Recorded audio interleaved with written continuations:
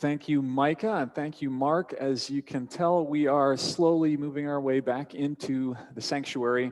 We've got a new camera mounted right here. We've got another camera mounted there. We've wired in all of a new sound system. And so hopefully we are getting to the place where we can have a handful of people here in worship, as well as probably the majority of us still on Zoom for the next few months. And then we just kind of go from there, depending on local health guidelines and how things work out. We look forward to a spring where we can thaw a little bit, both in temperature, but also in our social distancing. So bear with us as we work out the kinks in this new system, and welcome to this new series in the season of Lent that we're calling Rooted. In winter, when the green earth lies resting beneath a blanket of snow, this is the time for storytelling. That's the way that Robin Wall Kimmerer's book begins, Braiding Sweetgrass. It has become a book that has become my morning devotion the last 2 weeks. I highly recommend it. David Warm and that group is going to be reading through it as well. Kimmerer is a mother. She is a scientist. She is an esteemed professor of environmental biology, and she is a proud member of the Potawatomi Nation.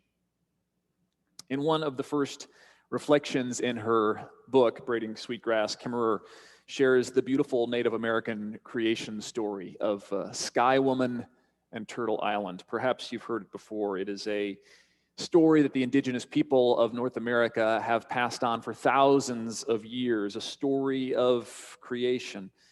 And as stories do, this story has formed the Native American people, many of them in North America.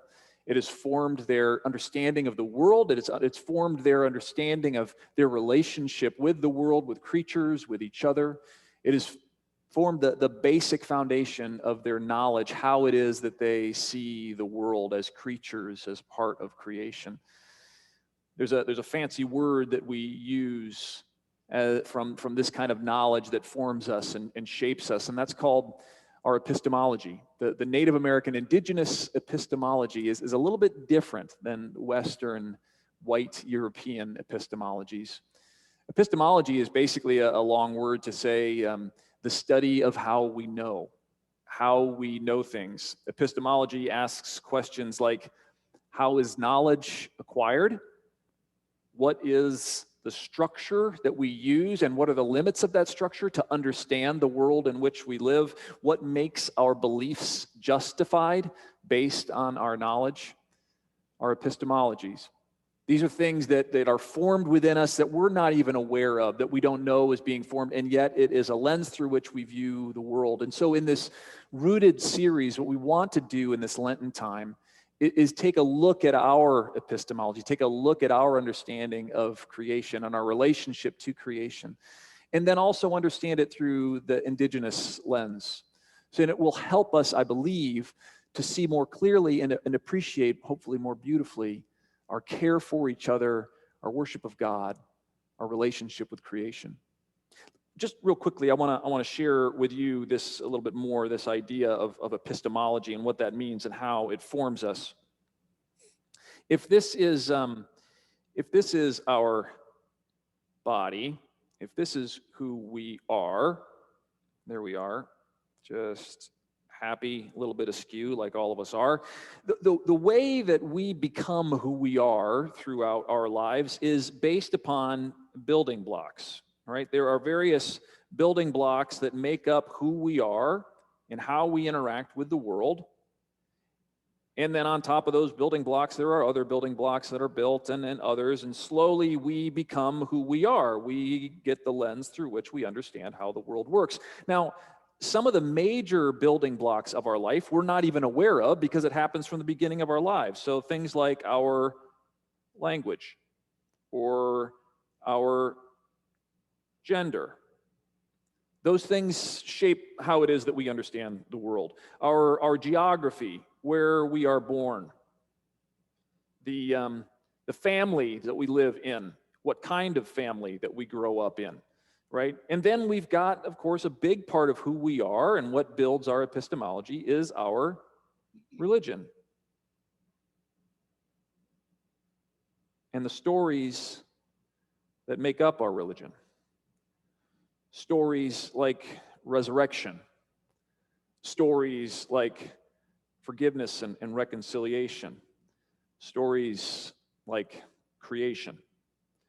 This makes us who we are, and these basic building blocks of ourselves oftentimes play off of each other, right? So our language is formed and forms our religion. The stories that we tell come from our families, depending on where we grew up, right? Our gender impacts how we view the world and how we hear the stories of religion, but all of this kind of interacts together at a fundamental level and makes us who we are and builds the lens through which we see the world.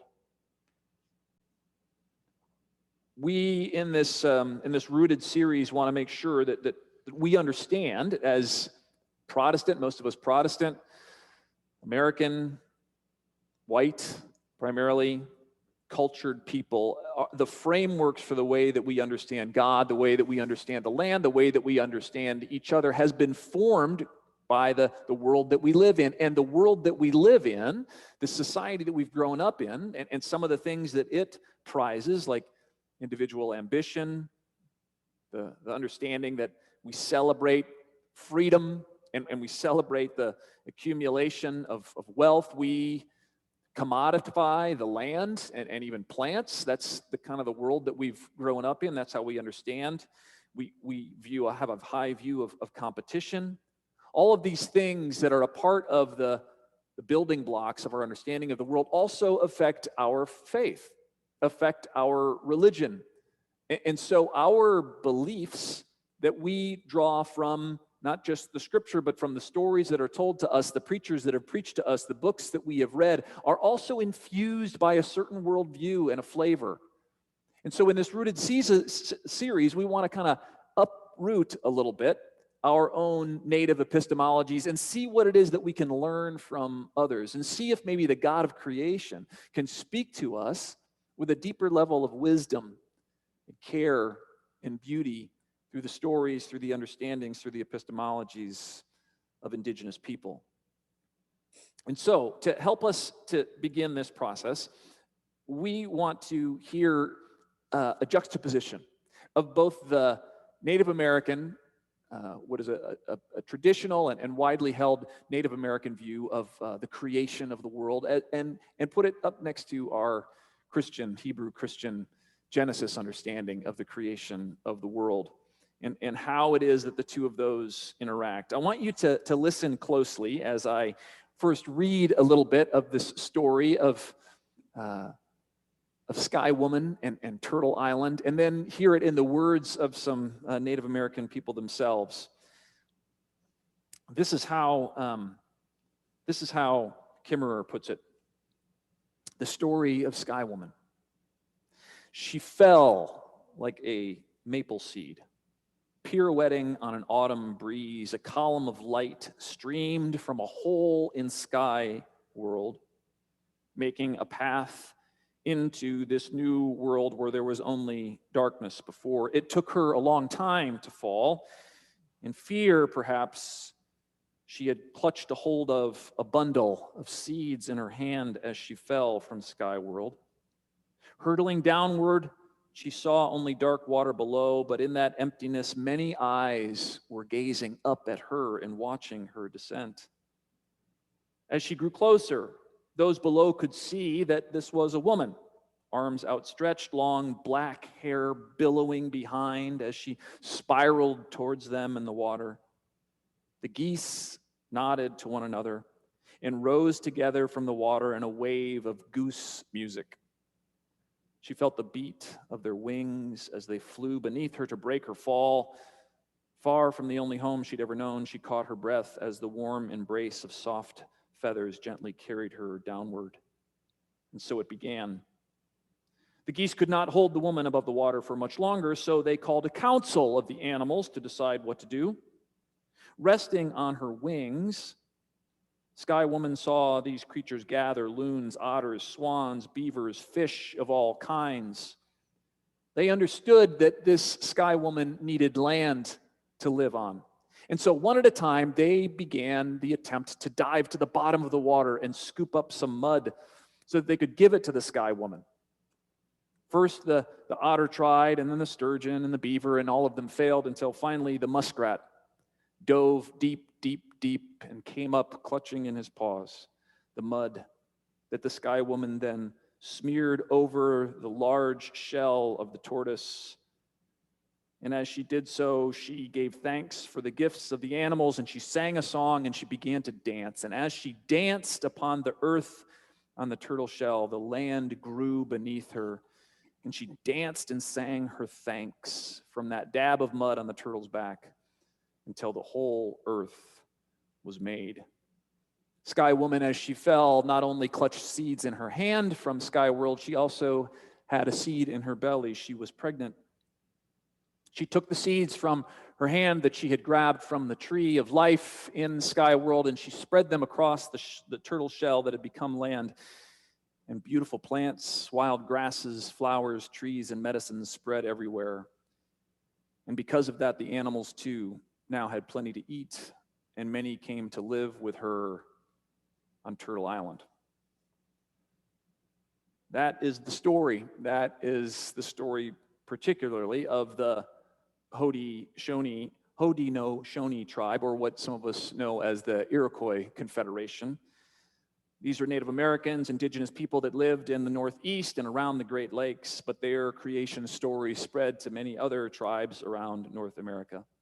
Now I would love for you to hear this story and a little bit more what came after this story next from some of the Iroquois people in their own voice. Let's watch this video.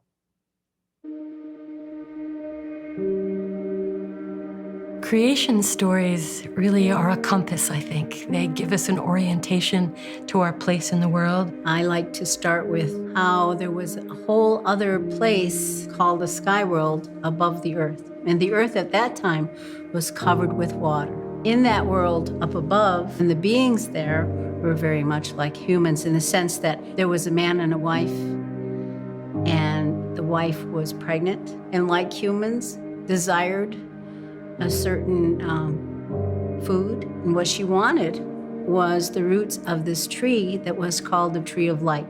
Because she wanted this root from this tree of light so much, she ran over to it and began digging underneath the tree to get to the roots.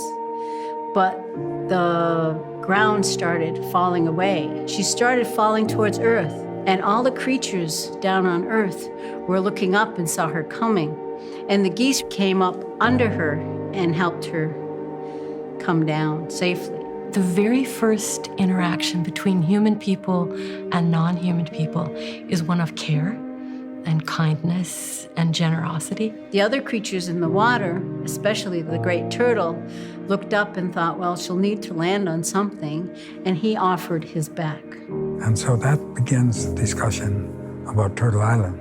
When the earth began to grow on the back of the turtle, it began to grow because of Skywoman's gratitude. It reminds us that the earth is alive because it is this gift of the turtle mixed with the gifts of all of the other beings. She has her baby, and she has a girl. They take care of one another, and she grows until she's able to have babies.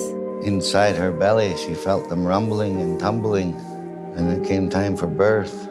The first baby has a good mind, clear-headed, good mind, good spirit.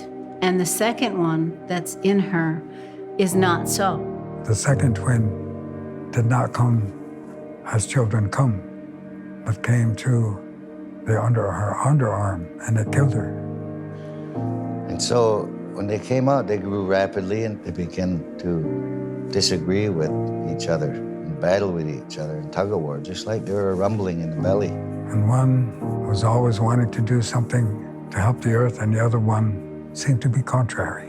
And so whatever his brother made a rose, his other brother put a thorn on it. All All this wonderful creation was happening on both ways. So many things were being built, and the earth started looking wonderful and being wonderful, and there were all that they needed here. What a lovely story and so well told. What I'd like to do is just take a moment now for those of us who maybe have heard this story before or heard it for the first time, is just to reflect on it a little bit and what it and how it is that the story like this could inform or shape understanding and relationships of people with each other and the land and with God. And so real quickly, and you can answer this, I'm gonna open my chat here, and I'd love for you just to respond if you can. I'm gonna ask you to just to click to everybody, so you're not privately messaging somebody. But the question is first, who were the native people in this land that we call North America, the Turtle Island? Who were the native people, and who was the visitor? If you can put that in the chat.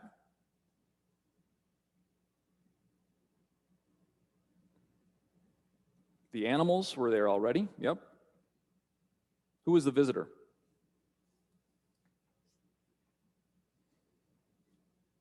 Yeah, the woman. And then you answered my second question, was the heavenly person that came, was it a male or a female? And the answer was female. The animals that greeted this sky woman as she fell from heaven, what was their relationship like with her? Did she nurture them, or did they nurture her? They were compassionate.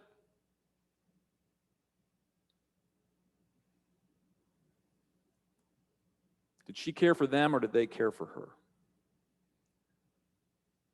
Yeah, they cared for her. The geese caught her on their wings and led her safely below. The animals dove for the mud.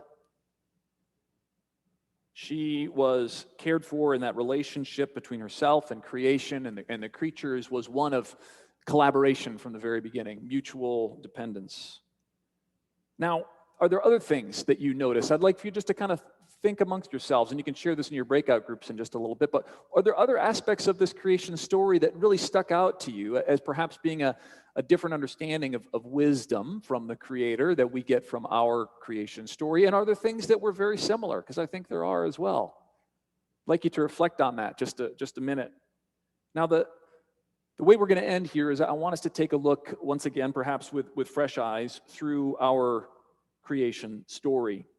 Now, our creation story is a Hebrew creation story, and as much as we understand it today the way we do, the fact of the matter is that the story of creation, when it was told by the Hebrew people, was told by a migrant people, a people who were not Western, were not Greek or Roman, or certainly not European or American. They were Eastern, and they were a nomadic people. And this story that they told of creation very much does reflect their interaction with the land and with animals, and the need that they had, and the way that they understood God being with them in the earth and the goodness of the earth. However, by the time the creation story kind of got into the hands of the Greek and Roman speaking and thinking world, and then was translated into European understanding, and then came across the sea and was told here in America, most of us who have grown up hearing our creation story heard it through those many layers, that epistemology of primarily individualistic Western European thinking that had infused itself into the very text and into the very individual and indigenous texts of the Hebrew people that gave it a bit of a slant and an angle.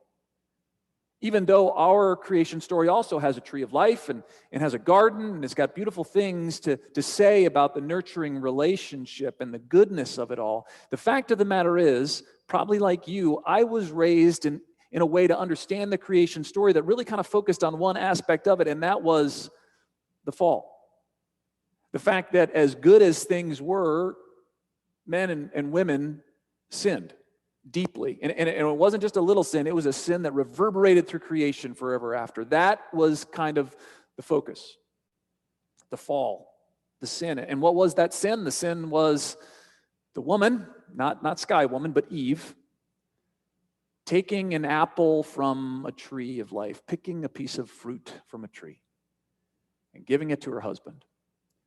And because of that wicked sin of disobedience, God came in and banished them from that land, banished into them a structure and a hierarchy.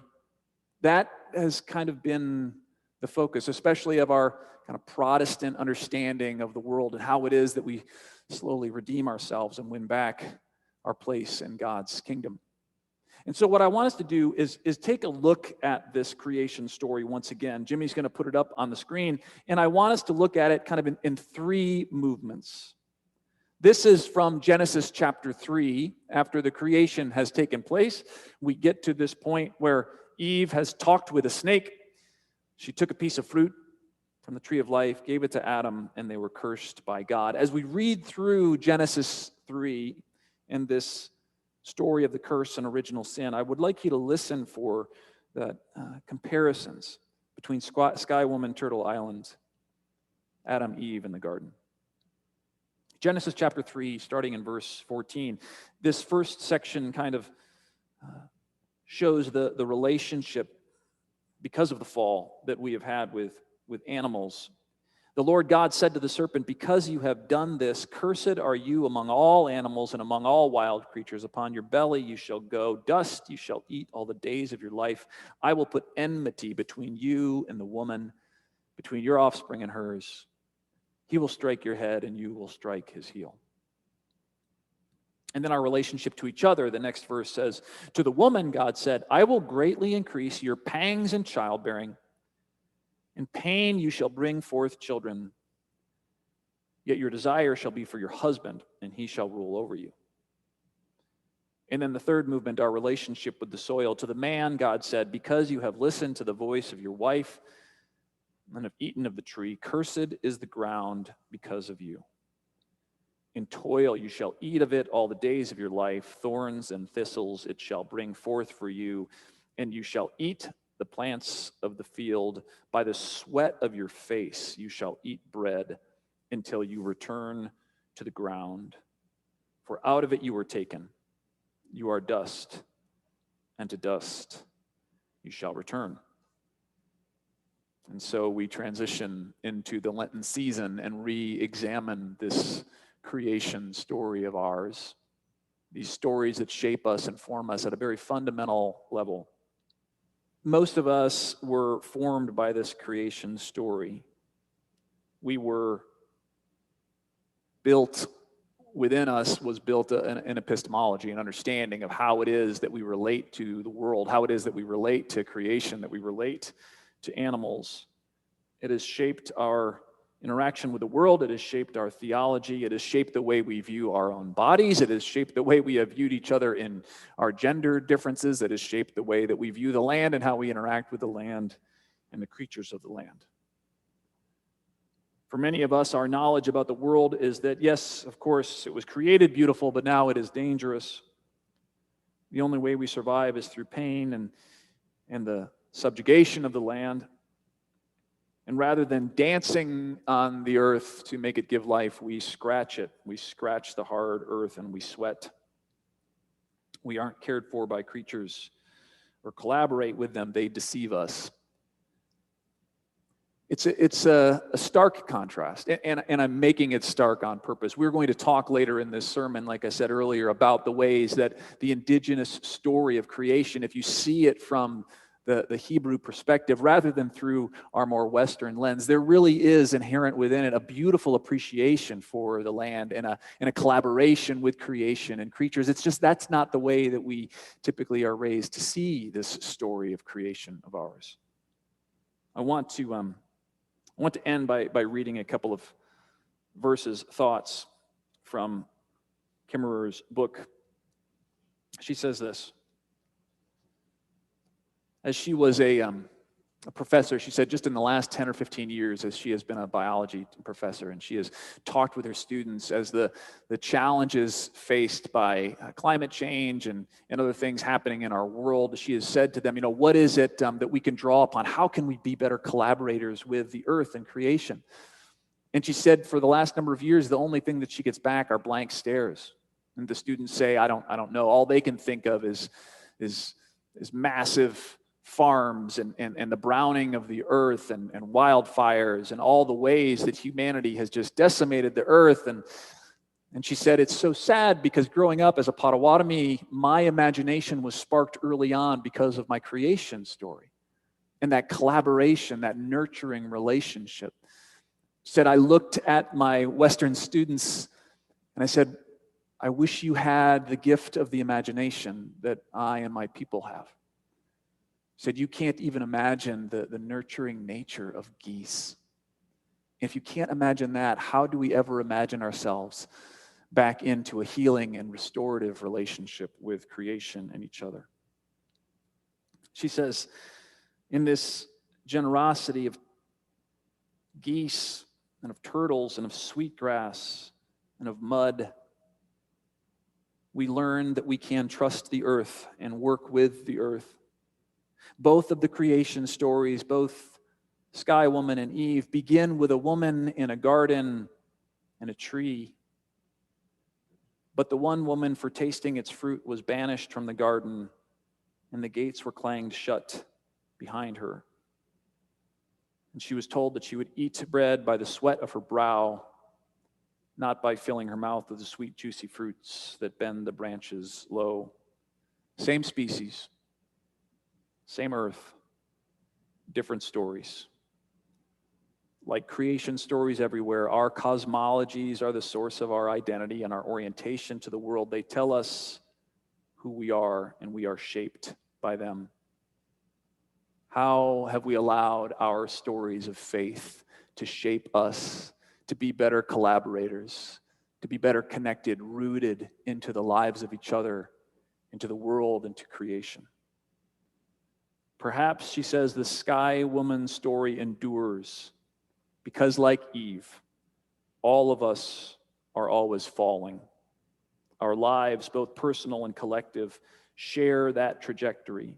Whether we jump or we are pushed, or the edge of the known world simply crumbles beneath our feet, we are falling and spinning into someplace new and unexpected. We are falling. But despite our fears of falling, my story, this story, reassures me that the gifts of the world stand by to catch us and to co-recreate with us if we would just listen, if we would just see creation in that way.